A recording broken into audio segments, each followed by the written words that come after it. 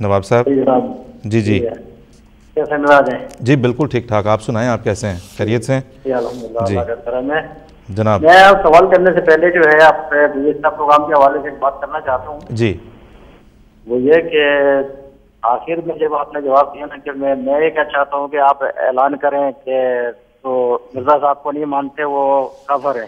جی تو میں نہیں چاہتا, میں نے آپ کو قرآن کا حوالہ پیش کیا تھا. قرآن کہتا ہے اگر آپ قرآن کے اعلان کو پیش نہیں کر سکتے تو وہ آپ کی مرضی ہے.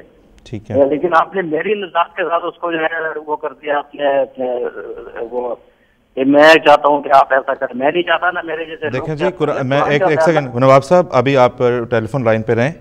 ہاں قرآن کریم نے کہیں پہ, جہاں تک میرا ناقص علم ہے, اطال مجید صاحب آپ اس میں مجھے بتائیں اگر یہ درست نہ ہو, قرآن کریم کی جو تعلیم ہے وہ یہ ہر کہیں پہ بھی یہ نہیں ہے کہ دوسروں کے مذاہب میں دوسروں کے ایمان کے بارے میں فیصلے کرو, فتوے دو, کہ ہے یہ کہیں پہ؟ قرآن کریم میں تو اللہ تعالیٰ نے انسان کا کام نہیں دوسروں کے مذہب کا فیصلہ کرنا, ان کے ایمان کا فیصلہ کرنا. بات یہ ہے کہ ایمان کا تعلق تو انسان کے دل سے ہوتا ہے.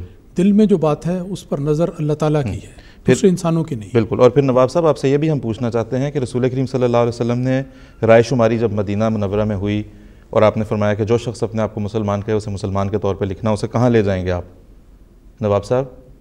جی میں سنوں آپ کی بات, لیکن میں حدیث کی طرف بات آؤں گا. میں آپ سے ٹھیک ہے جی, قرآن کریم کا بالکل ٹھیک ہے. ٹھیک ہے جناب. آپ مرزا صاحب کی کتابیں تو اسٹوڈیو میں لے کر بیٹھتے ہیں, لیکن آپ شاید قرآن آپ کے پاس موجود نہیں ہوتا.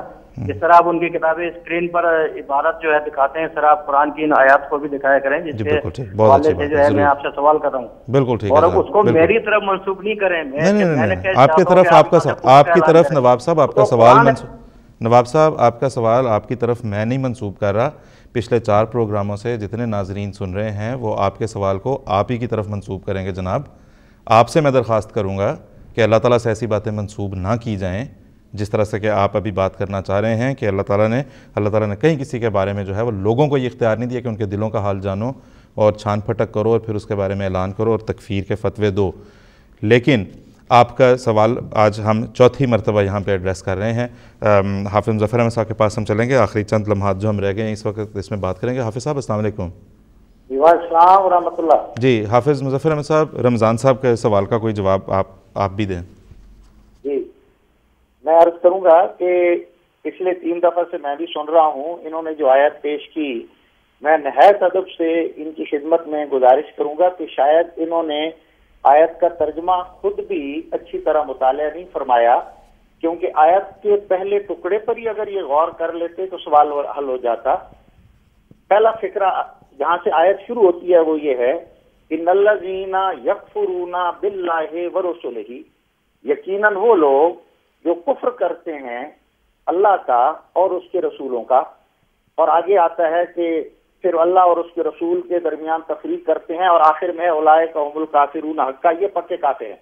میں ان سے یہ پوچھتا ہوں کہ جن مسلمانوں کے بارے میں یہ کہتے ہیں کہ خلیفہ وقت اعلان کر دیں کہ وہ پکے کافر ہیں, کیا وہ اللہ کا انکار کرتے ہیں؟ کیا وہ اس کے تمام رسولوں کا انکار کرتے ہیں؟ تو پہلی آیت کی پہلا فکرہ ہی اس پر چسپا نہیں ہوتا, تو کس طرح آپ کہہ دیں گے کہ ان کے خلاف فتوے لگا دو؟ اور فتوے لگانے کی حوصلہ افزائی جو ہے یہ تو خود قرآن اور شریعت کے خلاف ہے. جہاں تک جماعت احمدیہ کا مسلک ہے, میں حضرت بانی جماعت احمدیہ کی یہ تحریر پیش کر دینا چاہتا ہوں کہ حضرت بانی جماعت احمدیہ کی طرف سے کبھی کسی کلمہ گو کو کافر نہیں کہا گیا, اور واضح طور پر تریاق القلوب میں حضرت بانی جماعت احمدیہ نے یہ فرما دیا ہے کہ ابتدا سے میرا یہی مذہب ہے کہ میرے دعوے کے انکار کی وجہ سے کوئی شخص کافر یا دجال نہیں ہو سکتا. ہاں ضال اور زیادہ ثواب سے منحرف ضرور ہوگا, اور میں اس کا نام بے ایمان نہیں رکھتا. ہاں میں ایسے سب لوگوں کو ضال اور زیادہ صدق و ثواب سے دور سمجھتا ہوں جو ان سچائیوں سے انکار کرتے ہیں جو خدا تعالیٰ نے میرے پر کھولی ہیں.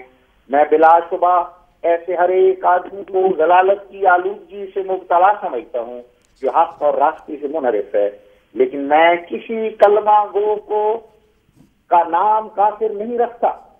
میں کسی کلمہ گو کا نام کافر نہیں رکھتا جب تک وہ میری تکذیب کر کے اپنے تئیں خود کافر نہ بنا لے ہوئے, وہ بھی خود کافر بنا لے ہوئے. ہم نہیں کہتے.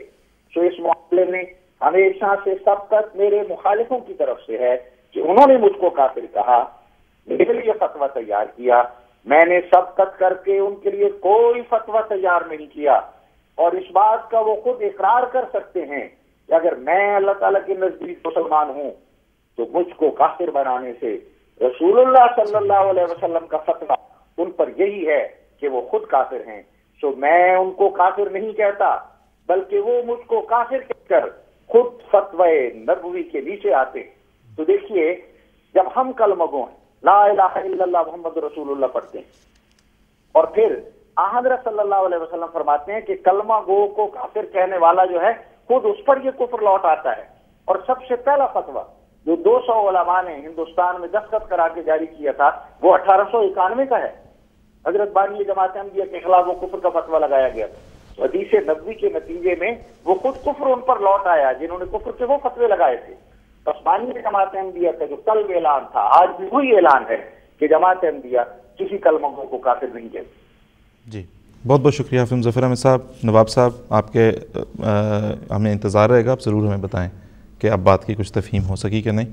اگر نہیں تو ضرور انشاءاللہ تعالی یہاں پہ نہیں تو آف ایئر اگر آپ چاہیں گے ای میل کے ذریعے سے جیسے بھی یا ٹیلی فون آپ سے کر کے زیادہ تفصیلی بات کی جا سکے.